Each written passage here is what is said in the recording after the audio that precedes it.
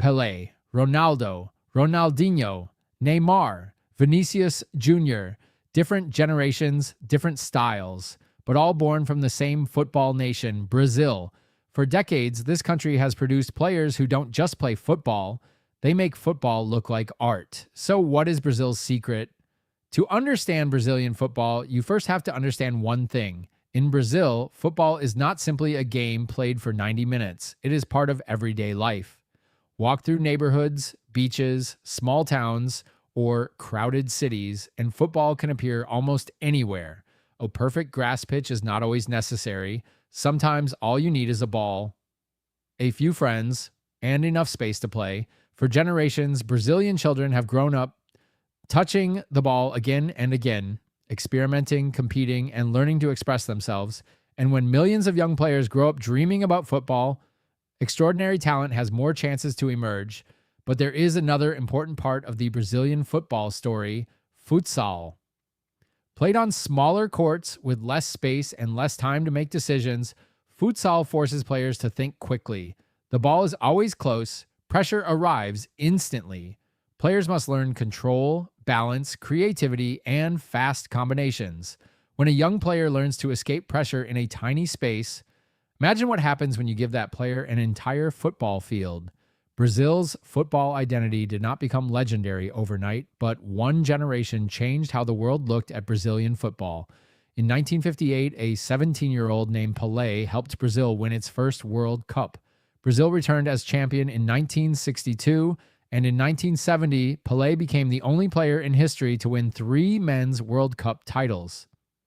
Alongside extraordinary players like Garrincha, Brazil created an image that football fans would remember for generations. Skill, freedom, confidence, and attacking football played with imagination. Suddenly, every young Brazilian with a football had heroes to dream about becoming. And that may be one of Brazil's greatest strengths. One generation watched Pelé, then came Ronaldinho, then came another generation of stars. Brazilian children don't grow up with only one football legend. They inherit generations of them, but producing talent is only part of the story. Brazil also produces something else: expectation. Wearing the famous yellow shirt means carrying the history of one of football's most successful national teams. Brazil has won 5 men's FIFA World Cups. More than any other nation, that history creates enormous pressure. A talented Brazilian player is not simply expected to win. Fans often expect Brazil to win beautifully. Every new star is compared with legends from the past. For some players, that pressure can be overwhelming. For others, it creates greatness. So why does Brazil keep creating football legends? There is no single magical answer. It is the combination, a massive passion for the sport. Children playing from a young age, futsal and small-sided football, developing technique and quick thinking. Famous clubs searching for the next great talent, generations of heroes inspiring the generation after them, and a football culture where creativity has always had a special place. Talent may begin with natural ability, but legends are shaped by their environment. And in Brazil, that environment has been producing extraordinary footballers for generations.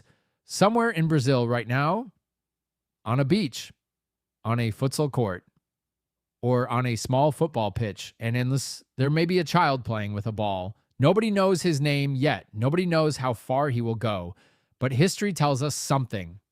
The next Brazilian football legend may already be playing. Who is the greatest Brazilian footballer of all time? Pelé, Ronaldo, Ronaldinho, Neymar?